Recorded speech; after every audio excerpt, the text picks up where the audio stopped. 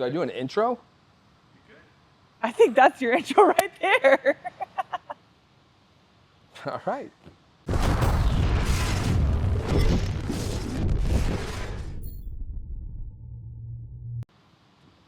Welcome to the True Grind Podcast, episode number 1.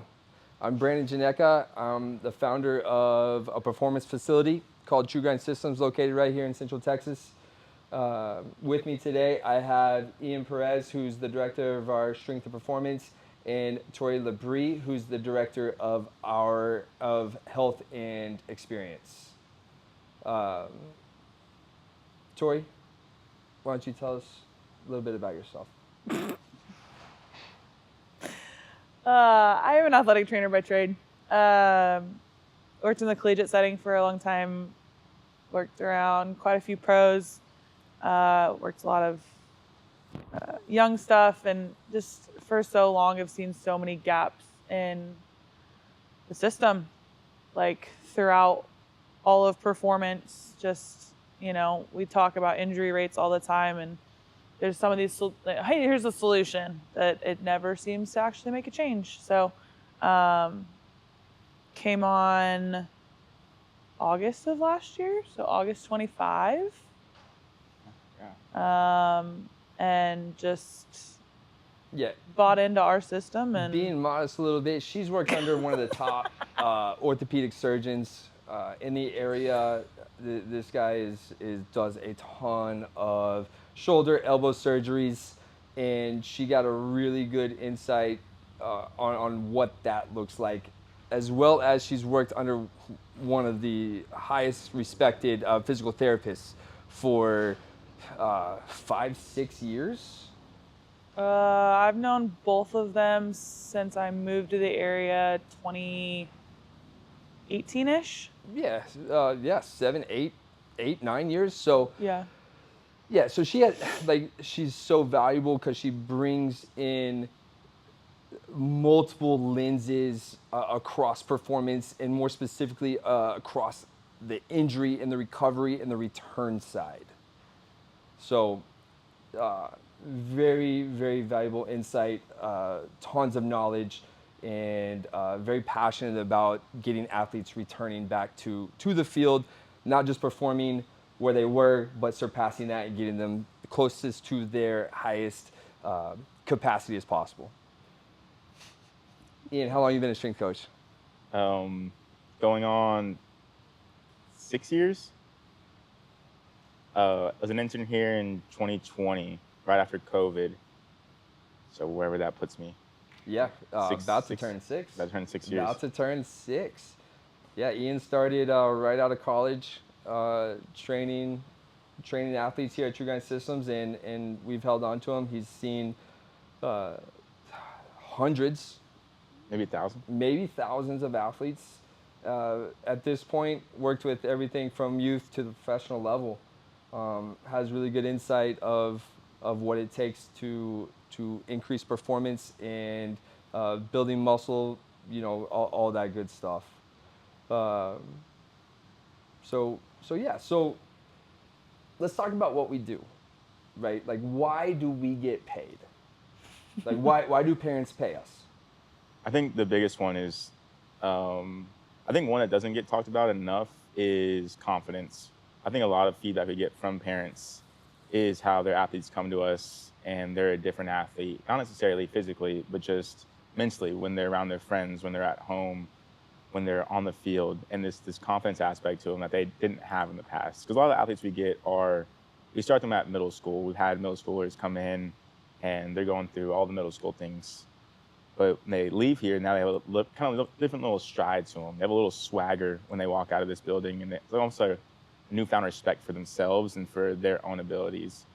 And then on top of that, there's the baseline of that we got bigger, faster, stronger, which a lot of people can say they do, but I think confidence and their belief in themselves is one of the big factors that we play. I would like to feel like we play a role in, but as much as we play a role in, it's the athletes believing in themselves and seeing their hard work come to fruition. So I think that's kind of a secret way that we kind of separate ourselves from other strength and performance gyms. I definitely think it's like our proudest way. 100%. When a parent comes in and says, "Little Timmy, little Timmy is walking around school with broad shoulders and walking into people, and he's not scared or he's not afraid of doing X, Y, and Z anymore." I think that means it means more to me than it is, "Hey, I hit this number on a goblet squat or this number on a reverse lunge," 100% of the time. Yeah, one thing that it's so important for coaches, for leaders to always keep at the forefront of their mind is where these kids are in development, emotionally and mentally, right? So they're entering middle school, or they're halfway through middle school, entering high school. Hmm. That is a super confusing time, super confusing time. And then we have to stay aware, because we didn't enter those ages with social media. No. I know I didn't. Um, so that brings a whole nother level of complexity to it, and that that's very important for performance, is how that athlete sees themselves, how that athlete views themselves and their perspective on their environment, right? And definitely want to touch on that a little bit more uh, later, but yeah, so athletes, parents, they come in here, they look to increase performance and reduce the risk of injury, right? That's the simplest way that we can put it. You know, that being said, and so what we used to think about is movement. We were only movement. And so what we would do was we would take the skill, the mechanics side of their sport. We would dissect that. We would pull all the little micro movements out, and then we would perfect those in the weight room, and then build explosive strength on top of that sound movement quality. And that's how we increased performance on the field, and decreased the risk of injury, because with that sound movement, now you have you're limiting the compensation patterns, the overloading, the imbalances of joints and muscles, and all that stuff, right? And it worked. It works. It works good. But here lately,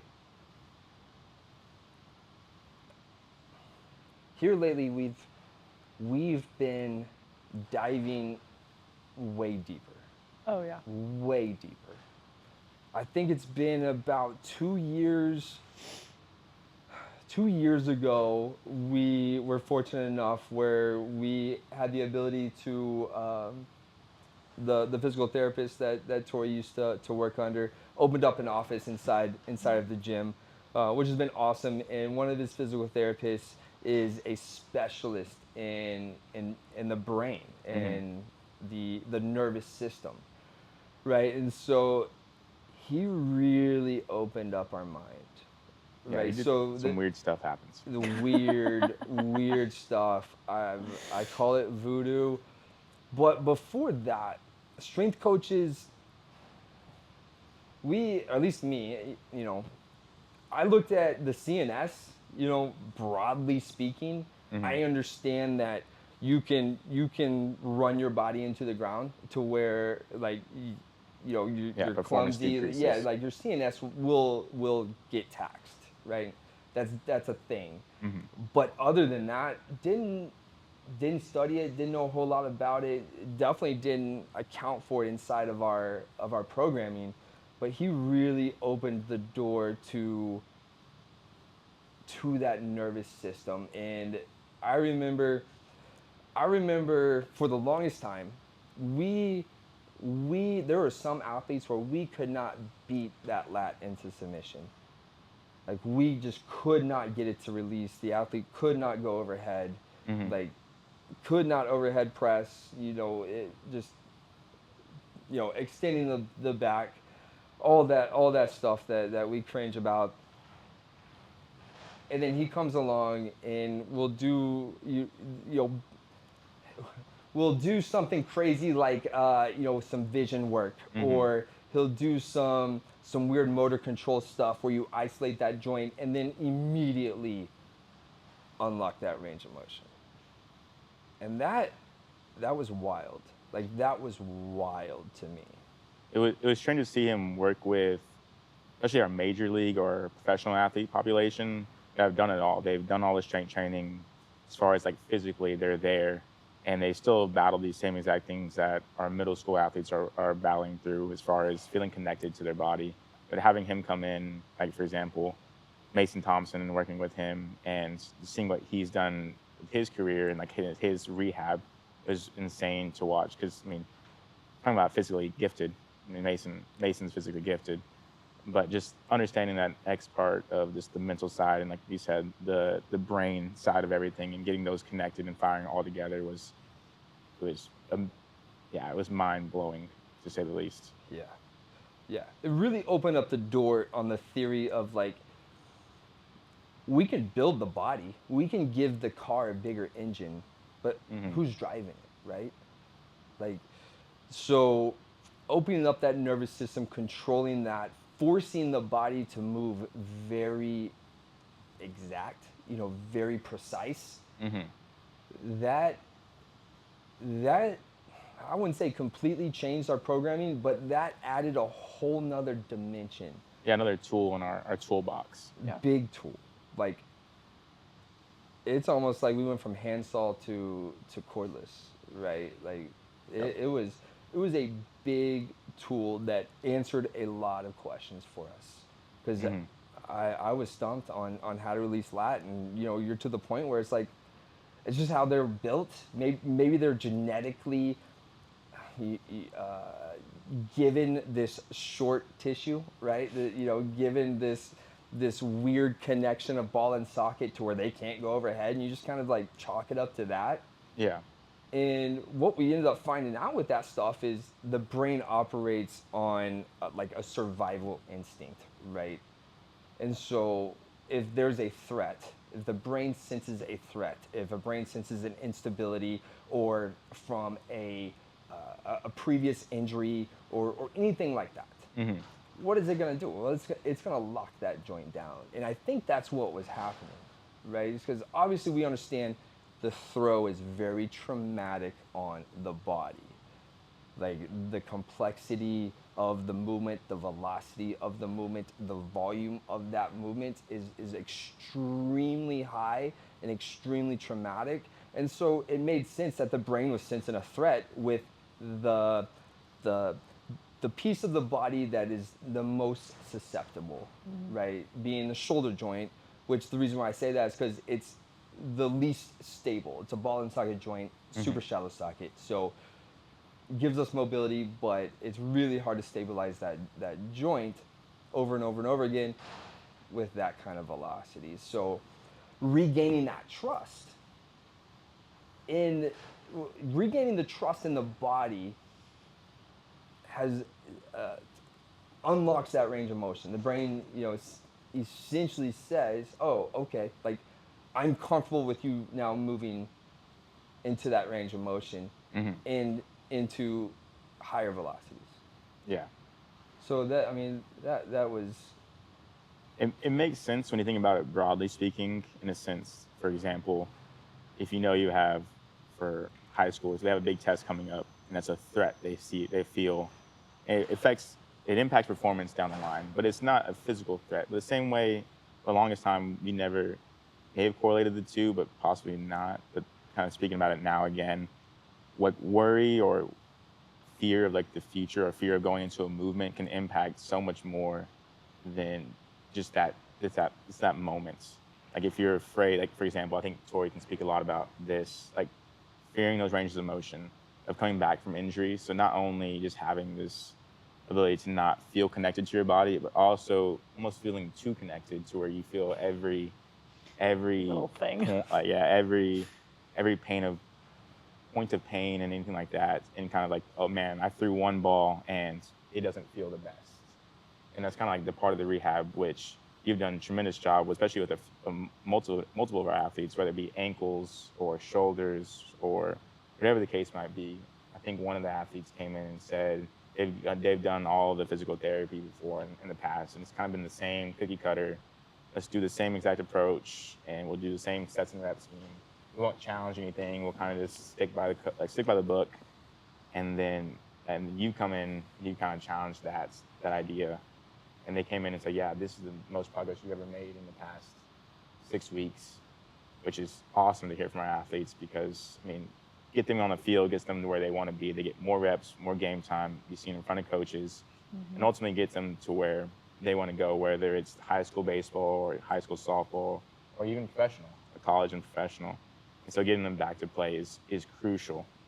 And I think you just do a great job of understanding that and also talking through them. Because a lot of times physical therapists or athletic trainers can kind of just give you something and not necessarily relate to athletes, but you kind of get down on their level and you talk to them, create that relationship with them and build that trust, which I also think as a strength coach, it's super important to build the trust.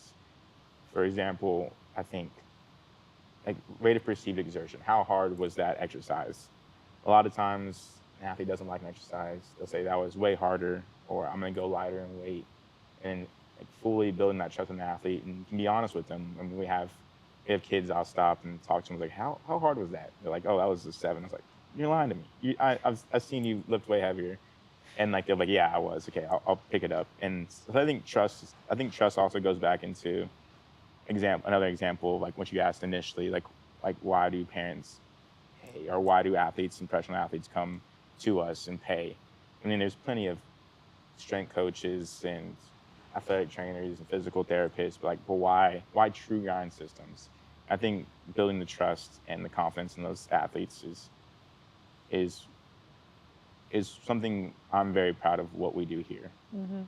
I mean, I think to piggyback off of that, like, I mean, we really work to address that whole athlete, and that relationship side is so important because, like, maybe it is a movement that they don't like, or maybe they just had a really crappy day, and they just like failed a test, you know, relationship, home, like whatever that is, and like, this is what I have today. It is not much, but it's like, okay, so how do we make you better within what you have today?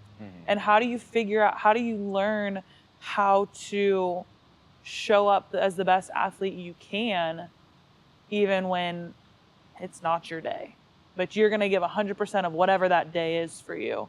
And I think like where we come at it and really trying to address this whole athlete and like, this is all tying into performance, like it all matters. And, you know, we work really hard to understand the demands of our athletes.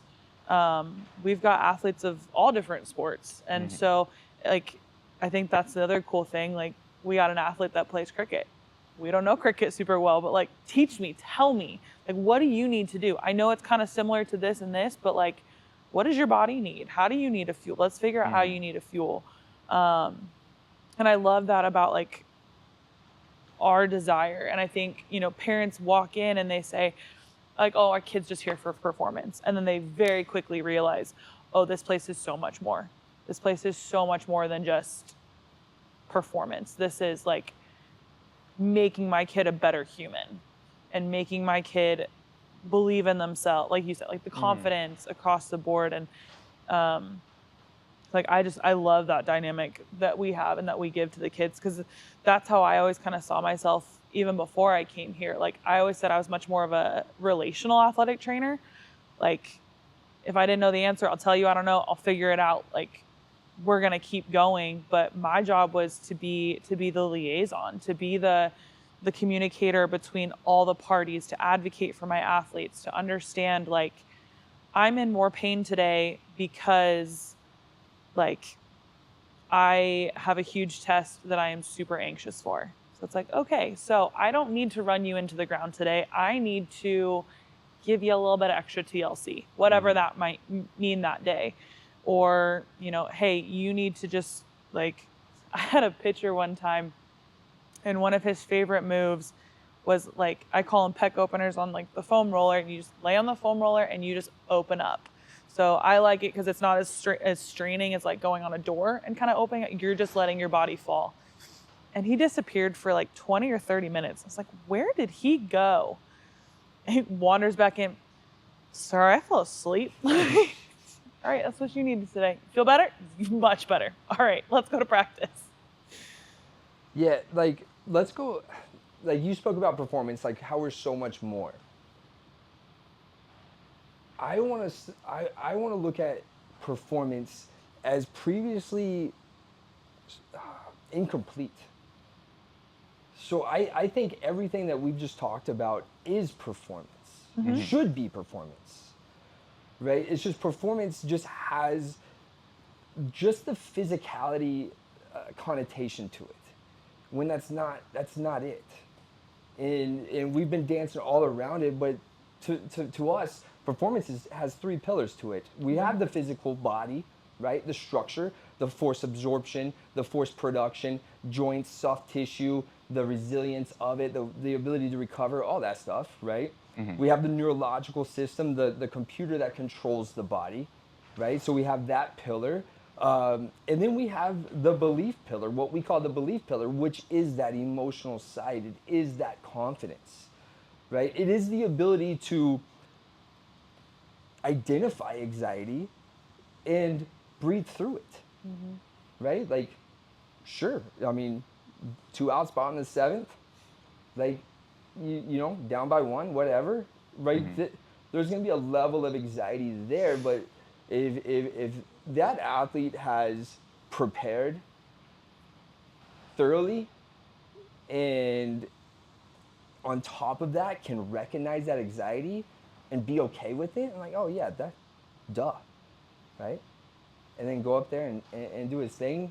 That is much, I think he has a much better opportunity to perform well than an athlete who can't recognize that stuff and goes up there in more of a fearful mindset instead of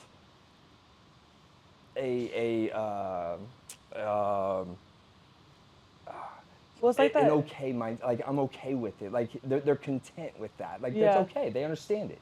And it's like that mindset of like play to win and not play to win, don't play to not lose. Yeah, Right? Something to that exactly. effect. Yeah, like, yeah, right? yeah. That where like the negative connotation versus like that, you know, play to win mentality. Yeah, exactly. That's huge. Like that's huge. Like without like that mentality right there, in my opinion, that's how slumps last way too long. Right? Is because now you're playing with a fear. It's a base level of fear instead of a base level of preparedness or you know, happy. You know, just Yeah. joy, right? Like, you're playing this game. Like, you've worked hard, and now you get to go showcase your skill. Like, performing on the field is just the showing off of the hard work. You get to do what you love. Yeah, exactly. That's so I coach a 12U team, and that was our big talking point this past weekend. Is they're so fearful of making a mistake, and it's so difficult for them to separate. Hey, like, we prepare. Like, practice is difficult. For example, the weight room is difficult. It's not an easy thing. It's not easy to squat, jump high, run fast. But like, those are all things that are difficult, so that when you get to a game or when you get to competition, those should come easier. And that stress, you've been in that situation where it was stressful, and now you're ready for the demands of that day. For example, like, also for rehab settings, like, you've been an example where, hey, I know shoulder external rotation is where it's bugging me the most. Corey's put me through X, Y, and Z, and now I feel prepared to go on a mound and give it 100% without feel like I'm pushing the ball or I'm flying open. And so even like, I think the fear of failure, or the almost like the finding comfort in having like an easy practice or an easy weightlifting session, or just like an easy day, and like kind of like not challenge yourself in controlled spaces, leads to that feeling of anxiety and that fearfulness and uncontrolled, where you're on a baseball field against somebody else and you're like, what's going to happen? I don't know. And that's why it's so important to challenge, for athletes to continue to challenge themselves in a weight room, not just kind of coast. Even the best athletes in the world challenge themselves with their mental state, whether it be their prehab or their rehab or their movement prep. Like, there's so much attention to detail at the higher levels that gets kind of just thrown to the wayside with our high school and middle school athletes. That's why I think we do our best job possible to tell them, like, hey, it matters. Like, you taking your time to go through your corrective exercises, it matters. It's going to show up down the line. It's not just 2 minutes where you foam roll and roll around and don't take it serious. Like, though, that's 2 minutes you can be getting better. That's 2 minutes of stackable minutes that you can be a better athlete. More confident athlete. And that's Yeah. like the beautiful thing about the three pillars, right? The body, the control, and the belief is they're always working they're always working simultaneously. You cannot move your body without your brain controlling it, and you are always walking around with this perception of yourself and your surroundings. So they're always on, right? It's not like you can even train one without the other. But the problem is when you're not accounting for one without the other. Right, and so essentially, we believe if you're not building your body, the nervous system that controls it, or the belief that you have in yourself, then you're not truly developing performance. You're not moving as efficiently as possible towards your top end capacity of performance. Right. Anything else with those three pillars? With our philosophy and how we train athletes? I guess another example, being an athlete and playing, I think belief was definitely one thing I wish strength coaches and other people would have talked more into me. Yeah. Training used to be like, hey, lift heavy weights, get after it, get going. Practice was brutal. Coaches were a lot more brutal back then than they are now. And belief would come and go. I definitely felt like when I had that belief system, I definitely competed and was more productive and had more fun. I think that's more fun was more of a product of that belief rather than just me having more fun. And I think it's super important to continue for young athletes and even older athletes. I mean, you see it all the time. Professional athletes, you hear stories about how they go through these struggles, they get released, and now it's food on the table for them. That's even scarier. At a high school athlete, you strike out, you go 0 for 3. So what? You go on to the next day. Professional athlete, you go 0 for 3, you get DFA'd, and all of a sudden you got to figure out a way to put money on the table, food on the table, money in your pocket, food on the table. And so continue to have like strong beliefs, support around you, and those systems in place is what I feel like we offer, and kind of as a starting point for a lot of these athletes, and hope they can continue that when they get to high school baseball, college baseball, softball as well, and then professionals. Yeah. Anything? I don't think so. I think that kind of sums up the core of who we are and what we believe. And I think like we hope that with this podcast we can continue to expand on so many of these topics and I mean even for us continue to learn. Like that's I think all of us strive to, we're not complacent either. We want to be better, we want to learn, we want to make this a place that is constantly evolving in all the right ways. Yeah, I feel like we're barely scratching the surface. So, yeah.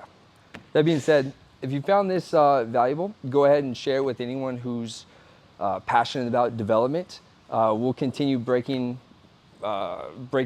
performance down and everything that goes into it. But until then, remember to build your body, train your nervous system, and protect that belief.